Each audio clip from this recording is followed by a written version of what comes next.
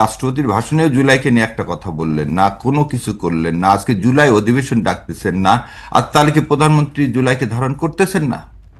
যদি ধারণ না করেন তাহলে এই সংসদে দাঁড়িয়ে আমরা কি করব? আমরা কি ঠিক আগের মতো সবাই বলতেছি কি 72-এর সংবিধান একটা ফ্যাসিবাদের একটা কারখানা, ফ্যাসিবাদ তৈরির একটা কাঠামো এই সংবিধানে দেওয়া আছে। সেজন্য 72 সাল থেকে সব সময় কি হয়ে আসতেছে, যে সরকারি আসুক সেই ফ্যাসিবাদ হয়ে যাচ্ছে। তো যখন ফ্যাসিবাদ কেউ হচ্ছে তাকে রুখতে গেলে সংবিধান সংস্কার করতে হবে। তাহলে সংবিধান সংস্কার করার জন্য তো এত কিছু হলো, আপনারা মেনেও নিলেন, সাইন পর্যন্ত করলেন। আজকে এসে জুলাইকে আপনারা কি করতে চাচ্ছেন না। আবার আর একটা জিনিস বলি, একদিকে আপনি বলবেন জুলাই একদম মানে টোটো আমরা বাস্তবায়ন করব, তাহলে আপনি সংস্কার কমিশনের অধিবেশন না ডাকলে আপনি বাস্তবায়নটা করবেন তারা তো কিভাবে? মানে বলেছে যতটুকু এগ্রি করেছে ততটুকু তারা বাস্তবায়ন ততটুকু করছে। যদি করেন, আপনি বাকিটুকুন যদি নেই তো কিন্তু আপনাকে আলোচনা সালাউদ্দিন করতে আহমেদের হবে সেই রে ভাই। বক্তব্য তো এখনো ঘুরে বেড়াচ্ছে যে মানে অনলাইনে পাওয়া যাচ্ছে যে সংবিধান সংস্কার কমিশন নিয়ে কোনো আলোচনা হয় নাই, এটা তাদের চাপিয়ে দেওয়া হচ্ছে। আচ্ছা, যদি চাপিয়ে দেওয়া হয় তাহলে আপনি গণভোট করলেন কেন? আগে কেন রিড করলেন না? তাহলে আপনি প্রতারণা করতেছেন জাতির সাথে। আপনি তাহলে স্পষ্ট করে ঘোষণা দেন আমরা জুলাই সনদের এই আদেশ মানি না, এবং এই আদেশের বলে যে ভোট হয়েছে গণভোট এবং যে পার্লামেন্টারি ইলেকশন, এই দুটার কোনোটাই মানি না। তাহলে আপনি অবৈধ। তাহলে এই জাতীয় সংসদ যে আগামী রবিবার থেকে চলবে, এটা তো অবৈধ সংসদ। আপনি তো সাইন করলেন রে ভাই, আপনি তাহলে সাইন এটা তো তারা মানে, এটা কেন অবৈধ? এটা তো সবাই মানে জাতীয় না না, সংসদ তাহলে নির্বাচন। মানলে আপনি ডাকতেছেন না কেন? 10 ধারা অনুযায়ী আপনি তাহলে সংসদ অধিবেশন ডাকতেছেন না যে? আপনি মানলেন, তাহলে আবার আবার একটা জিনিস দেখেন, 13 তারা তারিখ তো আসলে সংবিধান অনুযায়ী সব করবে, সেটা তারা বলছে যে সংবিধান লঙ্ঘন করবে না, বা বিএনপির বক্তব্য যা শুনছি। আচ্ছা, বিএনপির বক্তব্য কোন সংবিধানের? কাল মাসুদ ভাইয়ের বিদ্যমান সাথে সংবিধান। আমাদের এই সংবিধানের মধ্যে তো আপনি নাই। এই সংবিধানে ইন্টারিম গভর্নমেন্ট আছে নাই? ইন্টারিম গভর্নমেন্ট মাসুদ ভাই এসে দিছে। এই গণভোট আছে নাই? 29 সালের আগে এই ভোট আছে নাই? আপনি প্রাইম মিনিস্টার, আপনি একটা জিনিস, স্পিকার সাহেব কোথায় আছে? এটা কিন্তু সাংঘাতিক কোশ্চেন। কিন্তু তারা তো আসলে ডক্ট্রিন অফ নেসেসিটির আওতায় এটাকে মানে মেনে নিল না, সবাই তো এটাকে আসলে ডক্ট্রিন অফ নেসেসিটি তো আদালতের। কনস্টিটিউশন না, না, ডক্ট্রিন অফ নেসেসিটি তো কনস্টিটিউশন আছে। ডক্ট্রিন অফ নেসেসিটি 106 যে প্রধান বিচারপতির আন্ডারে নিলেন, সে প্রধান বিচারপতিকে জোর করে সরাই দিলেন কোন কনস্টিটিউশনের আন্ডারে? ও বেচারার কি দোষ? প্রধান বিচারপতি যদি বলেন যে রাষ্ট্রপতি তো একটা পদ, তো প্রধান বিচারপতিও তো একটা পদ, তো তাকে সরায় দিলেন। শেখ হাসিনাও বুঝলাম ফ্যাসিস্ট, শেখ হাসিনাকে সরায় দিলেন। তাহলে মোস্তাকের মতো ওখান থেকে একজন এমপিকে আপনি প্রধানমন্ত্রী বানাতেন কনস্টিটিউশনের মধ্যে থেকে, আপনি কেন প্রধানমন্ত্রী হলেন? তাহলে আপনি প্রধানমন্ত্রী হয়ে মানে ওই যে এটার কথা বলেন না, যতটুকু আমার জন্য, তখন আমি কনস্টিটিউশনের মধ্যে। এখন থাকবো কেন? আমি তো 2/3 পেয়ে গেছি, নাহলে তো আমি ফ্যাসিস্ট মনস্টার হতে পারবো না। আবার একটা জিনিস আজকে বলি, আজকে প্রশাসক নিয়োগ দিচ্ছেন আপনি, আবার এই প্রশাসক নিয়োগ দিলেন কোন অর্ডিন্যান্সের আন্ডারে? এই অর্ডিন্যান্সের তো নাই, সংবিধানে কোনো বিধান নাই। প্রশাসন দিলেন, তাহলে ইউনিট সরকারের 133টা অর্ডিন্যান্স খুব ভালো লাগতেছে, কিন্তু আবার কনস্টিটিউশন অর্ডিন্যান্স দেওয়ার তো ক্ষমতা নাই। কারণ এই পঞ্চম সংশোধনী রায় কি বলছে, এটা ইউজারপার হয়ে যাবে ইউনুস সাহেব, সেই রায় তো এখনো বহাল। তাহলে ইউজারপারের আদেশগুলো তো সব কি হবে? অবৈধ। ব্যারিস্টার শারীর কবির, আইনি ব্যাখ্যা আপনিও যেমন দিতে পারেন, আর এক পক্ষের আইনজীবী এসে তিনিও আসলে যৌক্তিক খুব শক্ত ব্যাখ্যা হয়তো দিয়ে দিতে পারবেন। এখন ফলে কিন্তু দেয়নি, এখনো পর্যন্ত দেয় না। মাসুদ ভাই বলুক যে এরা সংবিধানের মধ্যে, এটা পুরাপুরি শোনেন। বিএনপি যেটা করতেছে, তারা এই সংবিধানের দোয়াতে এমন প্যাচের মধ্যে নিজেরাই পড়ে যাচ্ছে, এরকম হলে থাকতে পারবে না। তাহলে রাজপথ ছাড়া কোনো গতি নেই। এবং এটা 96 সালে কি হয়েছে, রাজপথে যেতে হয়েছে তত্ত্বাবধায়ক সরকার ব্যবস্থার জন্য। তো ওনারা আবার জুলাইয়ের জন্য যদি যেতে হয়, ওই সময় ছিল না কোনো টাইম লাইন। এখানে 180 দিন আছে, 180 দিনের মধ্যে করতে হবে। যদি 180 দিনের মধ্যে যদি না করে, তাহলে কি হবে? লেজিটিমেসি থাকবে না। আচ্ছা, আমি একটু জনাব মাসুদ কামাল আপনার কাছ থেকে এই প্রসঙ্গে শুনতে চাই, জামাত যে হুঁশিয়ারি বা হুমকি দিচ্ছে সেটা দিয়ে আপনি কি বলবেন? এবং এটা একটু আমি আসলে আজকেও চোখে পড়লো বলে এটা বললাম যে সালাউদ্দিন আহমেদের সেই বক্তব্য যে সংবিধান সংস্কার কমিশন নিয়ে কোনো আলোচনা হয় না, সেটি চাপিয়ে দেওয়া হচ্ছে।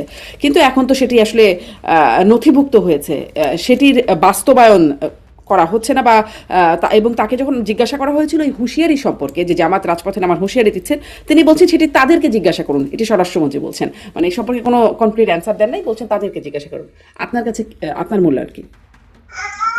দেখেন, একটা বিষয়কে আমি বলি, আমাদের এই সংবিধান নিয়ে, সংবিধানটা এমন ভাবে হ্যান্ডেল করা হয়েছে যে এখন আপনি এটাকে এদিকেও ব্যাখ্যা দিতে পারেন, ওদিকেও ব্যাখ্যা দিতে পারেন। যে সংবিধানটা আমাদের ছিল, মানে শেখ হাসিনা চলে যাওয়ার সময় যে সংবিধানটা রেখে গিয়েছে, সেই সংবিধানটা কি এখন বর্তমানে এক্সিস্ট করে, অথবা সেই সংবিধান অনুযায়ী কি দেশ চলছে? সেই সংবিধানটা কি পরিবর্তন হয়েছে? বিষয়গুলো খেয়াল করেন। কিন্তু যদি সেই সংবিধানটা এখনো এক্সিস্ট করে থাকে, সচল থেকে থাকে, জীবিত থেকে থাকে, তাহলে বিএনপি প্রত্যেকটা কর্মকাণ্ড নিয়ে আপনি প্রশ্ন করতে পারেন, জামাতের প্রত্যেকটা কর্মকাণ্ড নিয়ে আপনি প্রশ্ন করতে পারেন, অন্তর্বর্তীকালীন সরকারকে তো অবৈধ বলতেই পারে। খেয়াল করে নিয়েছে, তাহলে ওই সংবিধানের কি কি নাই, কোনটা কোনটা নেই, তাকে বলছেন যে অমুক অমুক ধারাকে আমি স্থগিত করেছি, অথবা পুরো সংবিধানটাকে আমি স্থগিত করেছি, কেউ কে পর্যন্ত বলেছে? বলেনি। অন্তর্বর্তীকালীন শুরু থেকেই পর্যন্ত প্রতিজ্ঞা করেছিল যে বলার জন্য যে আমাদের এই সরকারটা সাংবিধানিক সরকার। একটা সাংবিধানিক সরকারের প্রধান দায়িত্বটা সংবিধানকে সমুন্নত রাখা। অন্তর্বর্তী সরকারকে সংবিধানকে সমুন্নত রেখেছে? রাখেনি তো। প্রত্যেকটা জায়গায় এখন আপনি যত দিন সামনের দিকে যাবেন তত এই জটিলতা বাড়তে থাকবে। জামাত যে কাজটা করতে চাচ্ছে এখন মাঠে নামবে। কিন্তু মাসুদ কামাল, একটু আমি একটা লাইন একটু যুক্ত করে থাকি। সংবিধানের উপরে এত কথা বলা হচ্ছে যে অন্তর্বর্তী সরকার কি সংবিধান পুরোপুরি মেনেছে, তখন আমরা আসলে এক বাক্যে বলছি না মানে নাই, মানে সংবিধান তো কেউই মানে নাই। ধরেন তার আগে শেখ হাসিনা সরকার, তার আমলেও বহু সংবিধান লঙ্ঘন হয়েছে। তার মানে কি আসলে সংবিধানটার মানে প্রভিশনগুলো বাতিল হয়ে গেছে, মানে লঙ্ঘন হয়েছে বলে সেটা অন্তর্বর্তী সরকারের আমলেও হয়েছে এখন, মানে যদি আপনি বলছেন যে গোজামিল যে আছে সেটা মানলে পুরোটা মানতে হবে, না মানলে কিছুই মানা যাবে না, বিষয়টা এরকম? না, না মানলে কিছুই মানা যাবে না আমি তা বলিনি, তবে পুরোটাই মানতে হবে। এখন বলবেন আপনি যে একটা শব্দ প্রচলিত একটা শব্দ আছে যে ডক্ট্রিন অফ নেসেসিটি, ওইটাও ঠিক। এখন সময় প্রয়োজন আমরা ঠিক। আমি একটা ছোট্ট একটি এক্সাম্পল দিই আপনাকে। ধরেন আমি রাস্তা দিয়ে হাঁটতেছি, আমার পাশে এক সুন্দরী মহিলা হাঁটতেছে, হঠাৎ করে আমি দেখলাম যে মহিলার সামনে একটা কাদা মাখা নর্দমার মতো আছে, বাট উনি খেয়াল করেন নাই। উনি খেয়াল না করে ওখানে পা দিতে যাচ্ছিলেন, আমি চট করে ওনার হাত ধরে টান দিয়ে ওনাকে ওখানে পা দিতে আটকালাম। তা আমি কিন্তু সময়ের প্রয়োজনে ওনাকে বাঁচালাম, তাই না? এখন এইটা যদি আপনি সাপোর্ট করেন, আর আমি যে কোনো মহিলা দেখলে হাত ধরে টান দেই, তাহলে ওটা কি ডক্টর অফ নেসেসিটি হবে? হবে না। আমি যদি বলি তখন ধরলাম, তখন তো কিছু বলেন নাই ভাই, তখন তো প্রশংসা করছেন, এখন কোনো প্রশংসা করছেন না, এখন কেন আমাকে চট থাপড় মারতেছেন? সবসময় হবে না এই কথা। আমি এটাই বলছি যে সময়ের প্রয়োজনটা এক একজন যে এক একভাবে ফিল করতেছে। একজন বলতেছে সময়ের প্রয়োজনে ইলেকশন হচ্ছে, সময়ের প্রয়োজনে গণভোট হচ্ছে, সময়ের প্রয়োজনে অমুকটা হচ্ছে, সবই হচ্ছে। আবার যখন নাকি যে সংবিধান সংস্কার পরিষদ গঠন করতে হচ্ছে এবং তার যখন মেম্বার হিসেবে শপথ দিতে বলা হয়, তখন মানে এটা তবে সংবিধানে নাই এমনি করা। মানে যার যার সুবিধা অনুযায়ী সে সংবিধানটাকে ব্যবহার করতেছে। আপনি কি করবেন? তবে আমি একটা কথা বলি, শোনেন, এইগুলি আলোচনা করলে সারাদিন আলোচনা করতে পারবেন, কোনো সমাধান নাই। কিন্তু যে দিন উপদেষ্টা হওয়ার পর নাহিদ ইসলাম বললেন যে আমি বঙ্গবন্ধুকে জাতির পিতা মানি না, সেদিন বললেন। যেই দিন মাহফুজ আলম বঙ্গভবন থেকে শপথ নিয়ে ওইখানে বসেই বঙ্গবন্ধুর ছবি দেওয়াল থেকে নামালেন, ওই দিনই তো ওনারা সংবিধান লঙ্ঘন করলেন কিনা? এবং ওইটা নিয়ে কি পরবর্তী কোনো সময় মামলা হতে পারে না? পারে, কিন্তু সংবিধান লঙ্ঘনের মামলা হতে পারে। এখন এইগুলো ধরলে অনেক কিছু। আর যদি বলেন আমি ধরবো না, ধরেন না, পুরো সমস্যা তো নাই, কিন্তু তো মহাভারত অশুদ্ধ হয়ে যাবে না। বিষয়টা হলো, আমি বলি আপনাকে, মানে যে কাজগুলি জামাত, আমার মূল যে বক্তব্যটা ওইভাবে ধরাধরি করবে, জামাত যে পদক্ষেপ নিচ্ছে তারা এটা নিতে পারে, লজিক আছে। বিএনপি যে কাজটা করতেছে, বিএনপির লজিক আছে। এখন লজিক্যাল থেকে মারামারি করে সমাধানটা কি? আমার বক্তব্যটা হলো কি, সমাধানটা কি? এই মুহূর্তে সবচেয়ে বড় সমাধান হলো যত শীঘ্র সম্ভব সংবিধানটাকে পরিবর্তন করে একটা জায়গায় নিয়ে আসা। এটা হলো সমাধান, যত দ্রুত সম্ভব একটা জায়গায় নিয়ে আসা এবং আনার পর তারপর সেই সংবিধানকে আপনারা সবাই মেনে চলবেন। তখন আমরা বলবো হ্যাঁ, এটা তো আপনাদের সংবিধান, এটা আপনারা সবাই মেনে চলেন। এই হলো যে সমাধান। এখন এই সমাধানের এটা কিন্তু সবাই মানবে, মানার পর আবার বলবে যে কিভাবে আমি সমাধান করব, কিভাবে আমি সংশোধন করব, এটা নিয়ে আবার আলোচনা গুলি চলতে থাকবে, আমার কোনো সমস্যা নাই। কিন্তু আলোচনা করতে যে প্লিজ পাবলিককে ডিস্টার্ব করেন না আপনারা। আমরা কিন্তু রাজনৈতিক শক্তির উপর ভরসা করতেছি, কি জামাত, কি এনসিপি, কি বিএনপি, আমরা কিন্তু পলিটিক্যাল যে ফোর্স তার উপর ডিপেন্ড করতেছি। আমরা যারা জনগণ আছে আমরা বলতেছি যে আপনারা দেশটাকে চালান। এখন আপনারা যদি মারামারি করেন তাহলে আমাদের মধ্যে কি হবে? আমরা কিন্তু রাজনৈতিক শক্তির উপর আস্থা হারিয়ে ফেলবো, সেটা কিন্তু ভয়ঙ্কর। ওটা যেন না হয়। আমার কথা হলো আপনার লজিক নিয়ে আলোচনা করেন, কথা বলেন, তর্ক করেন, সব করেন, কিন্তু এখনো সময় আছে ওই সংসদ ভবনের ভেতরে করেন ভাই। এমন কিছু ঘটে নাই যেটা নিয়ে রাজপথে হয়ে মারামারি করতে হবে, পাবলিককে বোঝাতে হবে যে মানি না, মানবো না। বিএনপি এর জামাত তো, তাই না? এদের মধ্যে কিন্তু নীতিগত যোজন যোজন দূরত্ব না রে ভাই। এরা তো অনেক দিন একসঙ্গে ছিল, এক ঘরে বসবাস করছে। এখন পলিটিক্যাল কারণে অনেক জায়গায় কিছু বিরক্ত আছে, থাকবে, দুটো তো আলাদা দল। মানে আলোচনা করেই সমাধানের পরামর্শ আপনার। জি, ব্যারিস্টার শাহরিয়ার কবিরের কাছে আমার তাহলে কি আপনার জাস্ট একটা ধারণা শুনতে চাই। ব্যারিস্টার শাহরিয়ার কবির, আপনি ফ্রেমের বাইরে চলে যাচ্ছেন। হ্যাঁ, আলোচনার মাধ্যমে সমস্যার সমাধান হবে বলে আপনি লক্ষণ যা দেখতে পাচ্ছেন তাতে মনে হয়, নাকি আসলে সত্যি সত্যি ওই যে পাবলিককে ডিস্টার্ব করার মতো কোনো পরিস্থিতি, মানে আসলে রাজপথে আন্দোলন হয়তো পাবলিকের ডিস্টার্ব হয়, সেরকম দিকেই আসলে যাচ্ছে? শুনতে পাচ্ছি না। সরি, মাসুদ কামাল ভাই তার উত্তরের মধ্যে দিয়ে দিয়েছেন কি? মাসুদ কামাল ভাই বলেন সংবিধান পরিবর্তন করতে হবে। আপনি যে সংবিধানের মধ্যে থাকেন সংবিধানে হাত দিতে পারবেন না। 7 ক অনুযায়ী সংবিধানে হাত দিতে পারবেন না বলা আছে। এই সংবিধানে কোনো কিছু পরিবর্তন হবে না। তাহলে এখন সালাউদ্দিন সাহেবকে আমি বলি, উনি বলতেছেন জুলাইয়ের সব কিছু আমি মানবো সংবিধানের মধ্যে থেকে। সংবিধানের মধ্যে থেকে তো আপনি সংবিধানের একটা সেমি কলম পর্যন্ত পরিবর্তন করতে পারবেন না। তাহলে যে মাসুদ কামাল ভাই যেটা বললো যে ধরে নেন আপনি আন্দোলনটা সব না, সব সমঝোতা, তো সমঝোতায় তো জুলাই সনদ। তাহলে আপনি এই সংবিধানের মধ্যে থেকে এখনকার সংবিধানে একটা সেমিকলমও চেঞ্জ করতে পারবেন না। তাহলে এখন আপনি জুলাই সনদ বাস্তবায়ন করবেন, এ কথায় কিভাবে বিশ্বাস করব? দ্বিতীয় কথা, অতীত ইতিহাস থেকে তো আমরা বিশ্বাস করি 3 দলীয় রূপরেখা ছিল 1990 সালে, আপনি বাস্তবায়ন করেননি। কেয়ারটেকার গভর্নমেন্টের মাধ্যমে আপনি নির্বাচিত হয়ে আসছিলেন, আপনি সেটা বিল দিছে সমস্ত রাজনৈতিক দল, আপনি বিল উপস্থাপন করতে দেননি পর্যন্ত কি পার্লামেন্টে। তত্ত্বাবধায়ক সরকার বিল তো জামাতে ইসলাম, আওয়ামী লীগ সবাই দিয়েছিলেন, সে বিল তো উপস্থাপনই করতে দেননি। তারই পরিপ্রেক্ষিতে কি হলো, ফেব্রুয়ারি মাসে ইলেকশন বর্জন করা হলো, তারপরে তো জুনে ইলেকশন হলো, তাই না? তাহলে আপনি একটা জিনিস বলেন, আপনি যে কথাটা বলবেন এটা তো লজিক্যাল হতে হবে, ট্রাস্টেড হতে হবে। ট্রাস্ট ওয়ার্দি না হলে এখানে জুলাই সনদের একটা সেমিকলম বাদ দিতে গেলে মাসুদ কামাল ভাই একটু আগে কি বললো, সংবিধান সাসপেন্ড করতে হবে। সংবিধান উনি সাসপেন্ড করবেন না বলেই দিচ্ছেন। এবং ওই যে আমি বারবার বলি, মুসলেখাটা কোথায় থেকে আসলো? যদি আপনি সংবিধান সত্যিই জুলাই সনদ চাইতেন তাহলে আপনি কি করতে পারতেন? এই অধিবেশন ডাকতে পারতেন। ডাকলে আপনার ক্ষতিটা কি ছিল? ডেকে আপনি বলেন যে এইগুলোতে আমি কি দিছি, নোট অফ ডিসেন্ট দিছি, এবং এই নোট অফ ডিসেন্টের এগুলোতে আমার পক্ষে এই কারণে মানা সম্ভব না। আপনি আলোচনা করেন, আপনি তো আলোচনার টেবিলই বন্ধ করে দিচ্ছেন। এবং আপনি এটা কি করবেন, এই করে কাল ক্ষেপণ কেন সংসদে এটার পক্ষে আলোচনা করা সম্ভব না? কারণ স্বরাষ্ট্রমন্ত্রী তো বলছেন যে কিভাবে সংসদে আলোচনা হতে পারে না। সাথের কথা বলছে যে সেমি কমলম পর্যন্ত চেঞ্জ করা যাবে না সংবিধানের।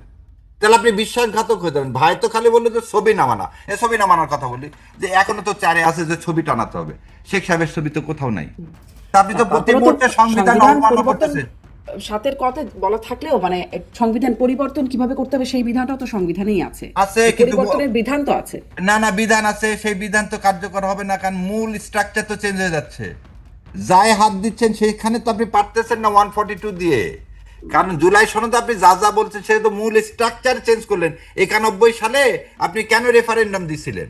আচ্ছা শাহরিয়ার ভাই, জি ভাই, শাহরিয়ার ভাই একটা কথা, ধরেন আমরা মূল স্ট্রাকচার চেঞ্জ করতে পারবো না যতক্ষণ 7 ক আছে। জি, তাহলে প্রথমে 7 কটাই চেঞ্জ করে বাদ দিলে কেমন হয়? সাথের কথা আপনি বাদ দিবেন কিভাবে? ওটা তো ইয়ার মধ্যে চলে গেল, ওটা ওই মূলনীতির মধ্যে চলে গেল, যেটা বলে দিল যে এটা কোনোদিন বাদ দেওয়া যাবে না।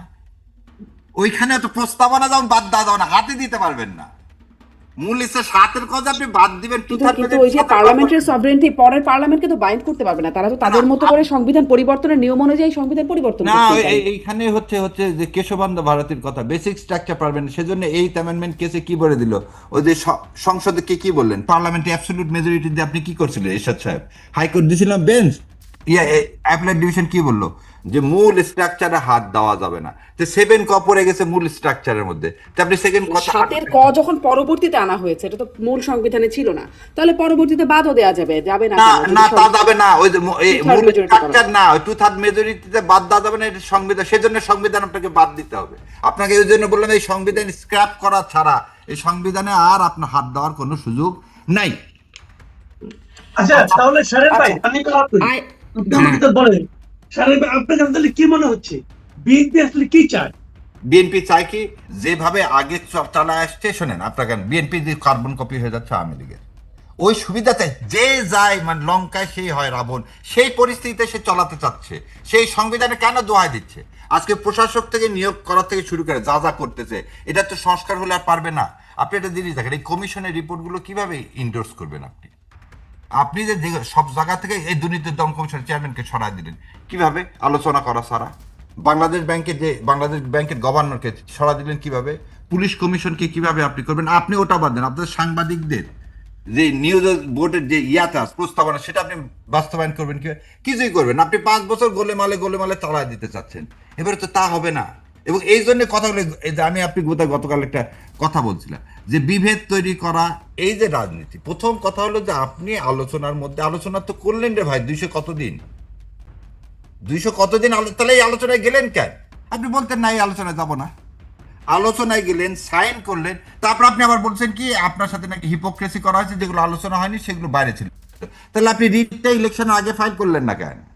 যে না রেফারেন্ডাম হবে না, খালি পার্লামেন্টে ইলেকশন হবে। আপনি তো বৃহৎ দল, আপনি আরো তাদের তো ব্যাখ্যা আছে, তাদের তো এখানে একটা ব্যাখ্যা আছে যে সেটি করলে হয়তো বা এটা নিয়ে খুব বেশি আলোচনায় গেলে মানে ভোট দিত না। আরেকটা ক্যাওস তৈরি হতে, ফলে ভোট হতো না, নির্বাচন তার মানেটাই, তাহলে আপনি একটা প্রতারণা করলেন।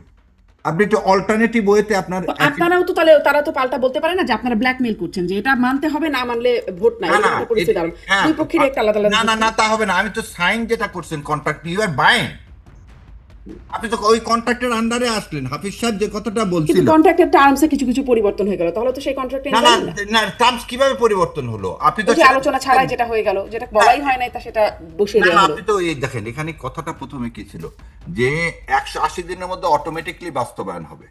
বিএনপি যখন বললো না অটোমেটিক হবে না, আপনি রেফারেন্ডাম দেন, 180 দিন দেন, যা ভোট হবে তার উপর ভিত্তি করে হবে, তখন তো অটোমেটিক বাস্তবায়ন শব্দটাকে সরায় ফেলে দিলেন। আজকে আপনি যদি এই আবার থাকেন, আমি তাকে বলতেছি কনস্টিটিউশনের মধ্যে থেকে ভাই জুলাইয়ের একটা কিছু এর মধ্যে ইনকর্পোরেট করা সম্ভব, কারণ জুলাই সবই হচ্ছে বেসিক কাঠামোর। বলেন এই আপনি যেটা বললেন এটাই তো, এই কনস্টিটিউশন স্টে করা ছাড়া সামনে মুভ করার কোনো ওয়ে নাই। আমরা একটা ডেড লকে পড়ে যাচ্ছি, এবং বিএনপি যা যা করবে সবকিছু অবৈধ হয়ে যাবে, এবং আজকে টুডে হোক টুমোরো হোক, এটা চ্যালেঞ্জ করলে অবৈধ হয়ে যাবে। চলো একটা বিএনপি কি করে, কারণ এখানে এই সংসদ যে ডাকছে, সংসদ নির্বাচন সবই তো অবৈধ। তাহলে এখন সেই এটাকে বৈধতা দিবেন দিয়ে কিভাবে? আবার ভ্যালিডিটিও কি দিয়ে দিয়েছেন, মানে সংসদে তো জামাত যোগ দিয়েছে শেষ পর্যন্ত, না, যদিও বলেছিল নেবে না, শপথ নেবে না, কিন্তু পরে নিয়েছে, তাহলে তো ভ্যালিডিটি হয়েই গেল। না বিএনপি তো জামাত 2টা শপথ নিছে, জামাত একটা শপথ নেই। জামাত যদি 2টা শপথ না নিয়ে একটা শপথ নিত, তাহলে আমি জামাতকেও সমর্থন করতাম না। আমি আমার কথা বলতেছি, যখন 2টা শপথ নিছে সেটা ওই স্পিরিটটাকে আফের করছে। আপনাকে বলছে আপনি শপথ নিছেন, এখন শপথ নেওয়ার পর কি হবে? এখন আপনাকে ওই জন্য কি বলছে, রবিবারের মধ্যে আপনাকে ডাকতে হবে। যদি না ডাকেন তাহলে ওই কথাটাই ঠিক হয়ে আসলো যে আপনি ক্ষমতায় আসছেন কারোর না কারোর সাথে কোনো বন্দোবস্ত করে। কিন্তু আমি একটা প্রশ্ন, আসলে এই আলোচনা, আইনি আলোচনাটা খুব বড় করলে মানে দর্শক হয়তো অনেক কিছু বুঝতে পারবে না, তাদের কাছে একটা স্বাভাবিকভাবে মানুষ যেটা মানে বোঝে জানে, মানুষ দেখতেছে এখন তেলের বাজার, মানে তেলের দাম বাড়ছে, তেল পাওয়া যাচ্ছে না, বা দ্রব্যমূল্য, সেটি নিয়ে তাদের একটা কনসার্ন আছে, রোজার বাজার। এর মধ্যে যদি আপনারা আন্দোলনের, মানে জামাত যদি আন্দোলনের কথা বলে, এবং আন্দোলন বলছে জুলাই সনদ, যেটি আসলে তারা কতটা বোঝে সেটি নিয়ে মানে মানে মানে আপনার এই জায়গাতে একটা প্রশ্ন আছে, তখন আসলে সেটা মানুষ কিভাবে নেবে এই আন্দোলনের? এই জায়গাতে যাই, আমার যদি সার না পায়, আপনি 5 লক্ষ কৃষককে কি দিবেন? কার্ড দিবেন। আমার কৃষক হচ্ছে 1.5 কোটি। দেখেন, আপনার মনে করে দেখেন, এই সারের জন্য কিন্তু বহু কৃষক বিএনপির আমলে জীবন দিতে হয়েছে। আজকে আপনি সার পাবেন না বোন, কারণ যদি এলপিজি, আমরা তো কাতার এই বাই প্রোডাক্ট, তো গ্যাসের বাই প্রোডাক্টই তো সার। তো সার যদি না পান, সামনে ইরি মৌসুম আসতেছে, কারেন্ট যদি না পান, এখন কি উচিত ছিল? সর্বদলীয় নিয়ে একটা ক্রান্তিকালীন সরকার মতো গঠন করে চালানো উচিত ছিল। কারণ আপনি যদি তেল না পান, ইরি মৌসুম আসতেছে, আপনার কোনো জায়গায় পানি শেষ চলবে না, আপনি সার দিতে পারবেন না, আপনি এমনি মানুষ এমনি রাস্তায় নেমে যাবে রে বোন। 200 টাকা যদি ব্যারেল হয়ে যায় তেলের, মানুষকে জামাত ইসলামকে নামাতে হবে না, মানুষই রাস্তায় নেমে যাবে। তখন সেই নামা আর জুলাই সনদ বা জুলাই প্রস্তাব বাস্তবায়নে নামাতে হবে কেন? আপনাকে একটা জিনিস বলি, জুলাই সনদ যদি বাস্তবায়ন করতে চান, ওই ইউসুফ আলাইহিস সালামের মতো আমরা তো একটা কন্ট্রাক্টে আসছিলাম, তারপর সবাই মিলে যখন আমরা এক জায়গায় যেতাম, তাহলে তো এই আন্দোলনের প্রশ্ন আসতো না। আর এবারে নির্বাচনটা হয়েছে কি জন্য? এই এত সিম্পল করে মানুষের সাথে শাসনতন্ত্রের পরিবর্তনের জন্য, ভাগ্যের পরিবর্তনের জন্য, শাসকের পরিবর্তন না। একজন যাবে আরেকজনকে বসাবো, এই জন্য তো ইলেকশন হয়নি, এই জন্য তো এত লোক জীবন দেয়নি রে বোন। বোন, এই জীবনটা দেওয়া হলো কি জন্য? ভাগ্যের পরিবর্তনের জন্য। ভাগ্যের পরিবর্তন হতে হবে, সেটাই হচ্ছে জুলাই সনদ। মানুষ এটা বোঝে, মানুষ এতটুকুন বোঝে ভাগ্যের পরিবর্তনের জন্য 15 বছর ফ্যাসিস্টিজম থেকে আমরা বের স্পষ্ট, হয়েছি, আরেকটা ফ্যাসিস্ট আপনার বক্তব্য একদম স্পষ্ট, ব্যাসার